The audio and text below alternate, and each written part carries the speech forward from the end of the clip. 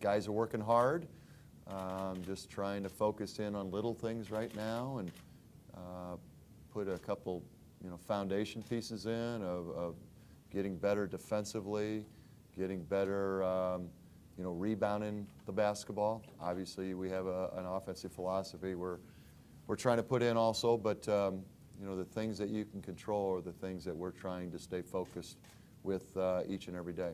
So it's been good, and day off today, and go back to work tomorrow. Questions for Coach? Can you talk a little bit about, was there anything that you learned about your team to this point that you didn't know the day you took the job and had the press conference? What specific kinds of things have you learned about what you have on the court? Well, I think you have, I didn't go back, or our staff didn't go back and watch any tape from last year. We told the guys, you are going to get a fresh start, and whatever, the old staff or people's impression, everybody's going to clean slate. And so we went into it that way. And the biggest thing is just probably trying to figure out who the leaders are that are going to emerge. Today, believe it or not, some of the most valuable things are people that are able to talk and communicate and bring energy every day. You can go anywhere you want in the country, and it'll be the first thing either in college or high school, and you probably do it in the NBA, of the people that are going to be able to talk and communicate. I remember not too many years ago, it was 2 or 3 years ago at Gonzaga, we had one guy talked and communicated on one of those teams, on one of those very good teams that you could count on every day. And people would think, well, was it the point guard? No, it was the 5-man. And so that's something that's in today, the society we live in, of nobody talking and communicating anymore, communicating on email, text, Twitter. If we could tweet how hey, there's a ball screen coming defensively, we probably would, but you got to communicate it because it happens so quickly. Can you tell if you've got the ingredients you need, size, ball handlers, shooters? I'm not really worried right now we have what we have, and if we needed something extra right now, there's nothing we could do about it anyway. So the point that our staff has tried to make is to try to go out and simplify it and just simply be the best on that day we can be. For our staff and for our team, just to focus in on that day. And I think if we'll do that, you get better as you go along. When we're trying to worry about how are we going to be on November 9th at UIC, it's got no relevance right now in what we're doing, but that's the way we're trying to do it. Just we have what we have, going to make the best of it, and there's a lot of things in basketball that you can control, and that's what we're trying to point out to our team and to try to stay consistent night in and night out with. In addition to Ben Simons and Hines and Jordan Clark, Joey King and Micah Mason were off-season guys that left. All 5 of those played in at least 30 games last year. Does it feel a little more uphill in terms of figuring out personnel because so many minutes are gone? But I didn't coach those guys, so I didn't have that feel. My feel is, and our staff's feel is what we have right now. So whether we do have them, don't have them, we don't have them. They're not here, and so I really don't know what it was like to be with them. So again, we're just the day. Let's find a way to get better in the day at hand and go from there. You mentioned communicators and leaders, and you're starting to identify those now. Who are those guys for you right now? I'll tell you a guy that's really stepped up, done a great job communicating is Carl. Carl is someone I think very thankful to be out on the floor right now, healthy. He brings great energy, and he's our most vocal guy we have. And over the 6 months, you don't really know for sure until you get in a practice setting and kind of figure out who those guys are going to be. He's done the best job. Seth would be the second best guy as far as talking and communicating and bringing great energy. His now has been in a limited capacity because Right now, he's only going 45 minutes, which is fine. We're going to bring him along to where he's hopefully can be at his strongest throughout the meat of the season, and going to have to, the biggest factor is going to be trying to work himself into basketball shape. But it's important now, but it's important we do it smart with him to try to help him have the best senior year he can. How has his attitude been, considering he's gone through so many injuries over the last couple of years in Yeah, regards to his attitude's great. I mean, what he's gone through, at least from our staff learning from Maddie and through Seth, I mean, he's done an amazing job to continue to be focused, to continue to be driven. You know, if life was, if you could change some things, would be someone very deserving of being healthy his senior year. He's never going to be back to 100%. There's always going to be pain. The knee is structurally sound. It's just, it's bone on bone. There's tendonitis, and it's just, you're going to have to deal with some pain. And with pain, there comes inflammation, and we're just going to try to limit that as best we can for him. But, you know, if you were the basketball gods, you would wish or bestow on him that he could go out with injury-free and pain-free. It's just, you know, it's not in the cards. Coach, obviously, you know, new guys for you as well as they to you, but anybody really surprised you with any stuff that maybe you didn't know very much about or really hadn't heard much very much? I'd say Gary Ricks is somebody else who's, you know, sometimes it takes junior college guys a little bit longer. You know, usually you get to Christmas their first year, and then they kind of start to figure it out, and then all of a sudden you have 1 year left.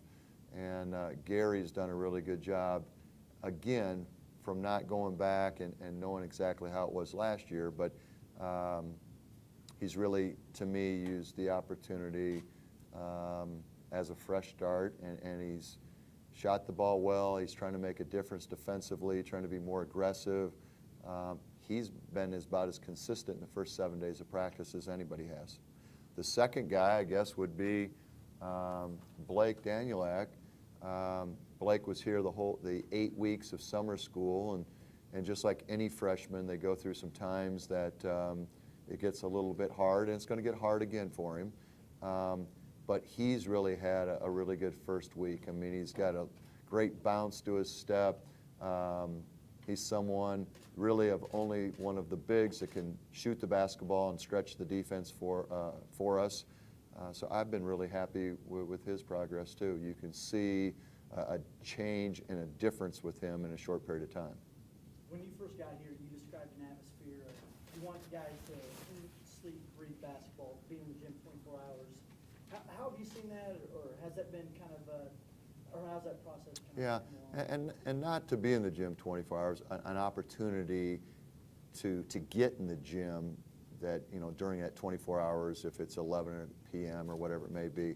The school's been unbelievable. You know, the new practice facility is all headed in the right direction, but until that facility opens up, they've given us the opportunity to be able to get in the NAP center during closed hours. And so that's the culture we want to try to start to develop, and the school kind of pushed it ahead a year early to allow our guys to get in, and I've been down here late on a Friday or Saturday night, and there's been 5 or 6 guys in here getting shots. And so that's that culture of what we want to try to build.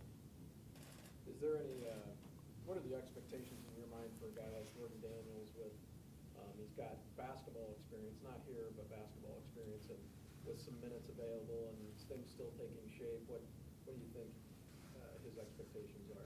You know, again, it's a clean slate.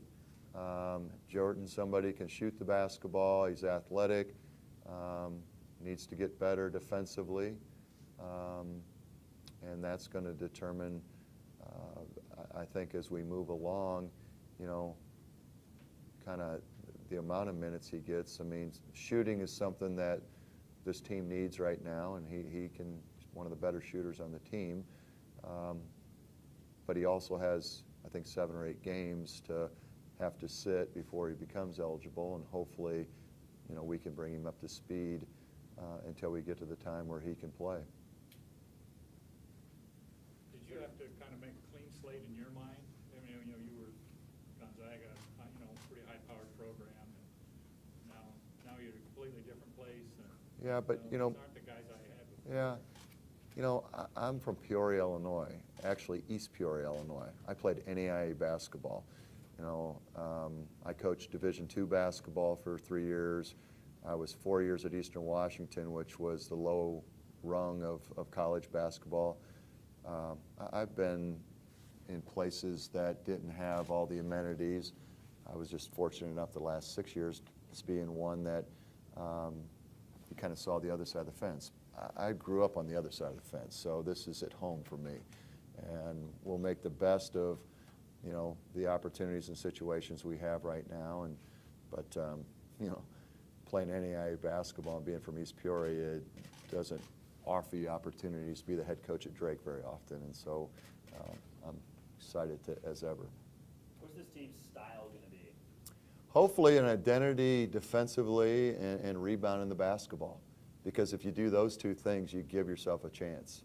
Obviously, you need to score the basketball, but your first line of offense needs to come from the defense of getting stops. You get stops or create turnovers, it gives yourself easy opportunities in transition to get easy baskets. It's so hard today to manufacture points in a half-court set. You got to find ways to where you don't have to manufacture points, and that's done by defense. It's done by rebounding. You talk about the process getting Aaron Holly back involved in Yeah. the program. Pretty easy one, to be honest with you. Once you have a chance to sit down and meet with him, and the situation we're in to where we could never have gone out and found somebody with his experience or athleticism. And you know what? It's important for him to go out with a good taste in his mouth. He's already graduated from Drake. He's working on a master's degree. Sometimes when you have something taken away from you, you appreciate things a little bit more. I'm no different than he. I was a head coach for 10 years and had that taken away, and you appreciate this opportunity that much more. And so, he and I kind of have a lot of similarities. You got something to prove to people, or prove to yourself. Not necessarily to people, just prove to yourself. Anything else for Coach?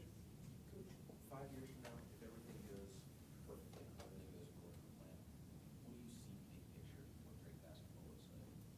Yeah, I think, the model of what the Butlers and Davidsons and Gonzagas of the world have done, where it's a high academic, high character, and basketball's played at the same level as character and academics.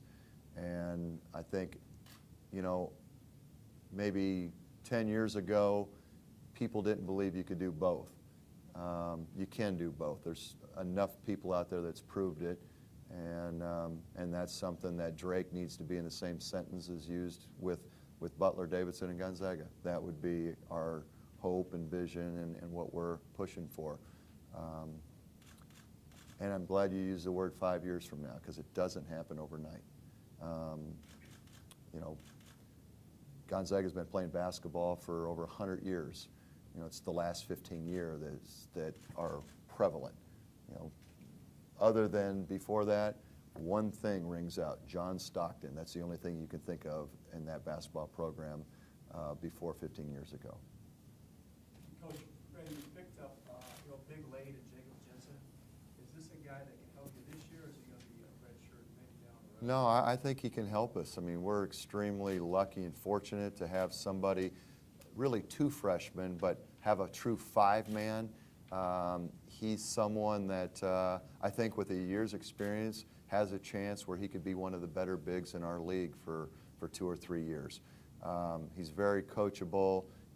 He's big as a house. He's got good hands, a good feel. Big guys, if they have a work ethic and have good hands, you have a chance. He's got both of those. And so it was a gift from the heavens to get him that late. Coach, when you talk about, and we talked about Danny, Yeah. He came in, made a spark mid-season, got injured. People don't really pay that much attention to Danny. He's a guy that And I thanks for helping me, Larry, because I probably should have thrown him in as one of the bigger surprises.